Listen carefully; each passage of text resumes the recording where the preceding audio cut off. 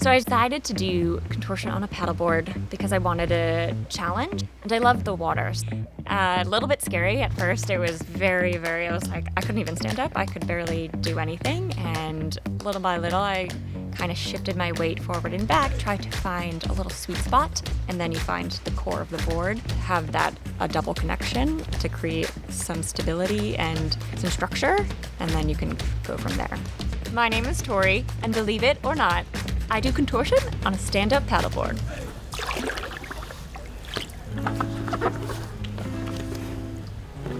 So calmness is something I used to struggle with when I was a kid, when I was a teenager and a young adult.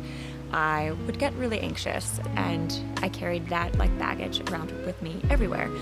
And when I found the art of contortion, it gave me something I didn't expect. It gave me this sense of calmness, and it was kind of like a superpower. I could travel through life and conquer all these things. It didn't have to do with bending in half and doing a split. It had to do with conquering simple things, everyday tasks.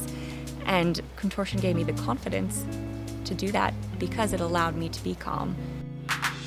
Contortion, it relieves the stress and makes me calm because I have to turn inwards. It forces me to stop everything I'm doing. I'm not focusing on other things. My mind isn't wandering. And I have to focus on something specifically, which is just my breath. And it really takes me to another place. So I'm not focused on external things. I'm focused internally. All of a sudden, I was forced to be in this box, this space. And my mind didn't wander. I didn't have these fleeting thoughts. They were condensed. And that's what helped me remain calm and really turn in. So there's, a pretzel, so that's kind of like the basic where your face is framed with your feet over your head. A pancake is when your legs are straight and your toes are forward over your head. There's like a Cheerio, which is when you're in like a little ring shape. There's like a crocodile.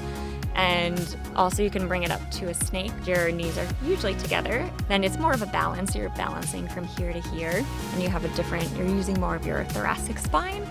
Through my practice, I was able to hone all these skills and find my balance and find how to control them, which was really, really difficult. So now I can balance on a lot of things, on objects, on canes, and even on my stand-up paddleboard in the water. With the paddleboard, it's been such a nice challenge because I was a little bit stagnant for a while, kind of just doing the same thing over and over again. And on the paddleboard, I was able to find a new fleeting sense of balance, and it really took my training to the next level. You definitely need to have a calmness on the board, even more so than just on land. So trying to find that rooted connection, which can be hard because everything seems like it's just shaking and wobbling. But if you try to find like the core, so you find your own core, and then you find the core of the board and have that kind of a double connection to create, some stability and some structure, and then you can go from there. But it feels great. It feels like you're one with the water, and you have to go with the flow, and you feel how everything is fleeting. You're never stagnant.